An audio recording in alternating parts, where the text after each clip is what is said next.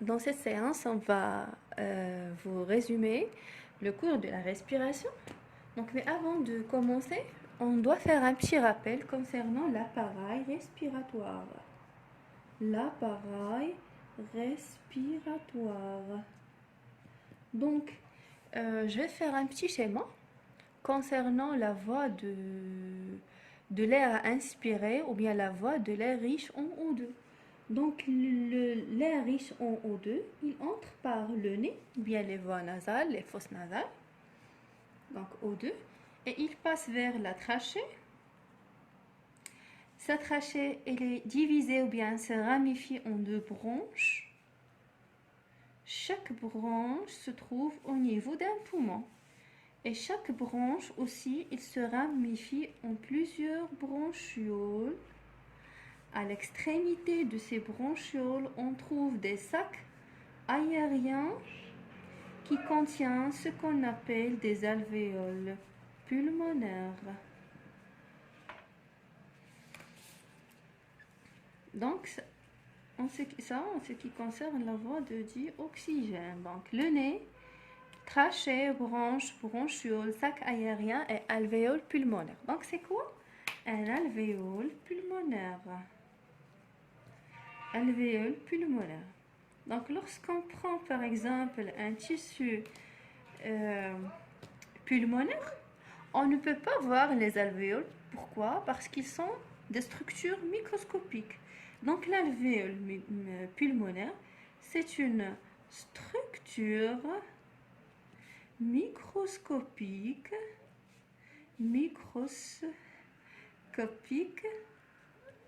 qui se trouve au niveau des poumons. Des poumons. Oui. Quel est son rôle? Donc, au niveau de laquelle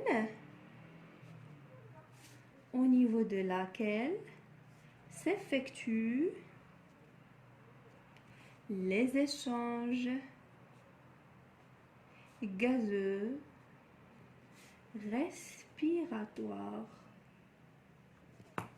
Donc, dans cette leçon, on va découvrir les échanges gazeux respiratoires qui se passent, bien qui s'effectuent au niveau des alvéoles pulmonaires. Donc, on a la première année. Donc, on a déjà vu à la première année ce schéma-là. Donc, un alvéole et un vaisseau sanguin. On a dit que le O2 passe de l'alvéole vers le sang et le CO2 passe du sang vers l'alvéole. Donc, ce qui est nouveau cette année, c'est savoir pourquoi exactement ces échanges ou bien ces gaz prennent ces sens-là. Donc, on doit absolument faire cet exercice. Donc, la structure, c'est un alvéole. Donc, un alvéole pulmonaire. Donc, qu'est-ce qu'on trouve à l'intérieur de l'alvéole? On trouve l'air alvéolaire. L'air alvéolaire. Ou c'est un capillaire sanguin. Capillaire sanguin. Qu'est-ce qu'on trouve dedans? On trouve du sang. Très bien. Donc, on a déjà dit que l'air inspiré qui entre par le nez est riche en O2. Donc, il arrive finalement à l'alvéole. Donc, voilà. L'air qui entre, il est riche en O2. Et l'air qui sort, il est riche en CO2. Donc, la flèche, elle signifie quoi? Elle signifie le sang entrant. Ça veut dire le sang qui entre à l'alvéole ou bien au poumon et qui vient des organes.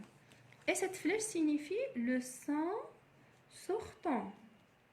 Sortant de l'alvéole et il va vers les organes. Donc, vers les organes. Lorsque je dis organes, je dis cellules. Il vient des organes. Lorsque je dis organes, je dis cellules. Donc, avant de commencer à analyser ce schéma, on doit absolument faire un rappel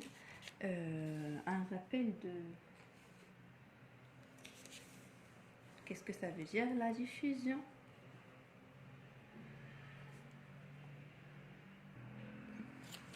Donc la diffusion des gaz. Donc c'est une loi, قانون مبدأ. C'est une loi qui dit que, donc avant de vous donner la loi, donc je vais d'abord l'expliquer. Donc imaginons qu'on est dans deux zones, deux endroits, deux parties. On va l'endroit A et l'endroit B. Donc ils sont séparés par un paroi, par exemple. Je vais mettre dans l'endroit A des molécules X, par exemple. Les molécules de cette couleur. Les mêmes molécules sont présentes dans la zone P.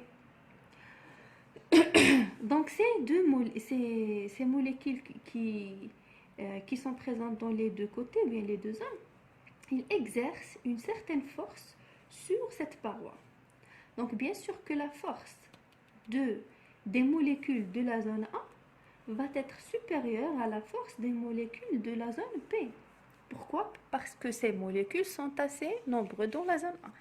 Alors, que va-t-il se passer? Les molécules vont diffuser de la zone A vers la zone P.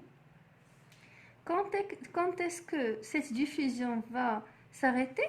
Elle va s'arrêter lorsque la pression de A va être égale à la pression de B. Donc, que dit la loi de la diffusion? Il dit que les gaz diffusent de la zone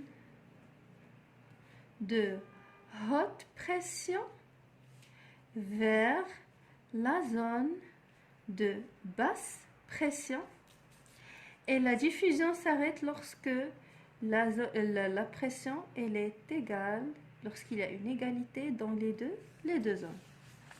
Donc on va maintenant appliquer ça. Donc lorsqu'on vous demande de comparer la pression de O2 et de CO2, s'il vous plaît, on doit comparer chacune des deux pressions. Mais si on parle O2 mais CO2, non. Je compare la pression de O2 dans l'alvéole et dans le sang, et je compare la pression de CO2 dans l'alvéole et dans le sang. Mais pas O2 et CO2 dans l'alvéole et O2 et CO2 dans le sang. Non, ça c'est faux. Donc je vais commencer par exemple par la comparaison de la pression, la pression de O2. Donc dans le sang entrant et dans l'air, mais pas le sang sortant. Je commence par le sang entrant et dans l'air. Donc P de O2 dans le sang entrant est égal à 5,3 kPa. Je répète, la pression de O2 dans le sang est égale à 5,3 kPa.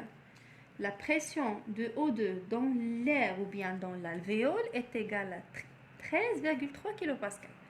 Donc P de O2 dans l'air, elle est supérieure à P de O2 dans le sang.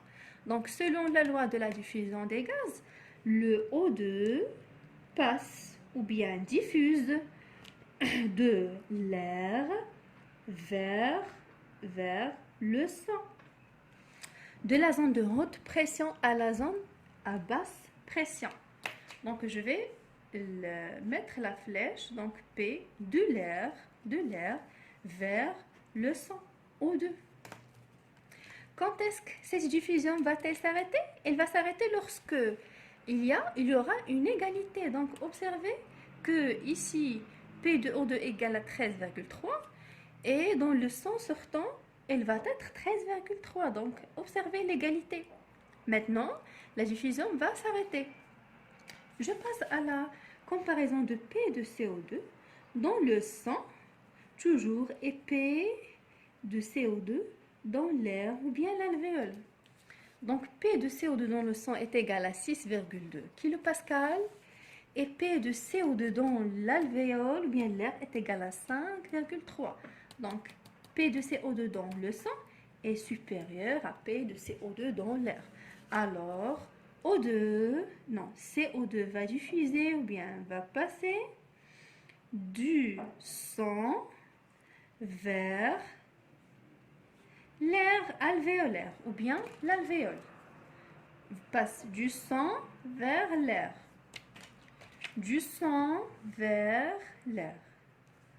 Et c'est pour ça qu'il y a une diffusion de ce sens-là. Donc, toujours O2 passe de l'alvéole vers le sang et toujours le CO2 passe du sang vers l'alvéole. Et ça, on l'appelle la respiration pulmonaire. Donc, c'est quoi la respiration pulmonaire? C'est les échanges gazeux respiratoires entre l'air et le sang. Au niveau de quoi?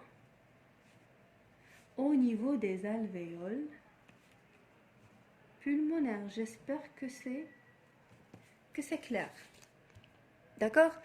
Donc, le but de cette respiration pulmonaire, c'est obtenir le O2 et se débarrasser de CO2. Donc, obtenir O2 et se débarrasser de CO2. Donc le poumon est organe. C'est le sang. Donc, quel est le rôle du sang? C'est apporter le O2 des poumons vers les organes et débarrasser les organes de CO2. Il transporte le CO2 des organes vers les poumons. Il transporte O2 des poumons vers les organes. Donc, les organes, que vont-ils faire avec O2 et quelle est l'origine de CO2? Donc, lorsque je dis organe, je dis cellule. Donc, je vais dessiner une cellule. Donc, cette cellule, pour fonctionner, on a déjà dit qu'elle a besoin de l'énergie. L'énergie qui est les nutriments organiques. Les nutriments organiques, les huma. Donc, nutriments organiques. Excusez-moi, les huma glucose plus acide gras plus acide aminé. L'énergie. Les vitamines, non? Les vitamines, ce sont des nutriments organiques, mais فيهمش l'énergie. Alors, que fait la cellule? كتاخد لينا من le sang. Donc, هنا c'est le sang. كتاخد لينا منه des nutriments. Voilà. Ou كتاخد منه aussi du oxygène pour obtenir de l'énergie. وهاد la réaction كاين فيها كتنتج عنها le rejet de CO2, de l'eau et des déchets chimiques. شوفوا من بعد هاد les déchets ولا هاد le CO2 la cellule les rejette dans le sang. Donc elle absorbe bien, il prend du sang les nutriments, le dioxygène, et il rejette le CO2 et les déchets. Donc cette énergie هي اللي بديناها من الاول، هي اللي كنتقاتلوا عليها كيدار عليها الدرس من الاول من ماشي la respiration mais من la digestion. Une partie de cette énergie, elle se perd sous forme de chaleur. هي اللي كتعطيني le maintien تاع la chaleur ديال le corps 37 degrés. Et une partie تدخل في le fonctionnement de la cellule. Fonctionnement de la cellule. La cellule, pour fonctionner, tire ça de l'énergie. Lorsque la cellule fonctionne, le tissu fonctionne, l'organe fonctionne, l'appareil fonctionne et tout le corps fonctionne.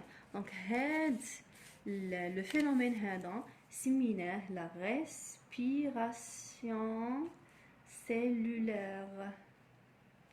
Donc, qu'est-ce que la respiration cellulaire? Il y a l'oxydation, l'excédent, l'oxydation de quoi? Des nutriments.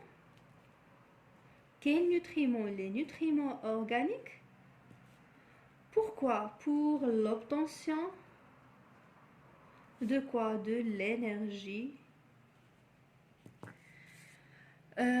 L'énergie nécessaire pour le fonctionnement de la cellule. ضرورية الوظيفة ديال الخلية ou bien la cellule. Donc هنا هذه هي la respiration cellulaire وهذه هي علاقتها بلا respiration pulmonaire اللي شفنا قبيله. Donc la respiration pulmonaire تضمن ليا O2. La cellule كتاخذ O2 وكيتفاعل مع les nutriments pour obtenir de l'énergie. Les résultats les produits de la réaction chimique le CO2 que la cellule le rejette dans le sang ou le sentier d'hydrogenation l'alvéole باش نخرجوه sous forme de l'air expiré. Donc هنا غادي نكمل بواحد la réaction chimique qui سولنا عليها بزاف. Donc هنا O2 c'est plus glucose نقدر نعطيكم الصيغه الكيميائيه تاعو c'est C6H12O6 O6 تي ما حفظناش نكتب glucose. donc تيعطيني CO2 plus l'eau plus l'énergie. الصيغه تاع لو سي H2O تي ما حطاش نقدر نكتب غير لو. وهنا تنزيد واحد 6 هنايا و6 هنا. 6 هنا شنو كتعني؟ اون موليكول ديال glucose باش نديرو ليها لا ريسبيراسيون سيلولير خاصنا 6 تاع لي موليكول تاع O2 et on obtient 6 molécules de CO2, 6 molécules de l'eau, de l'énergie, c'est une quantité, et 6 molécules de H2O. Voilà, si vous avez des questions, n'hésitez pas à les poser en commentaire ou bien c'est le privé. Ça y est.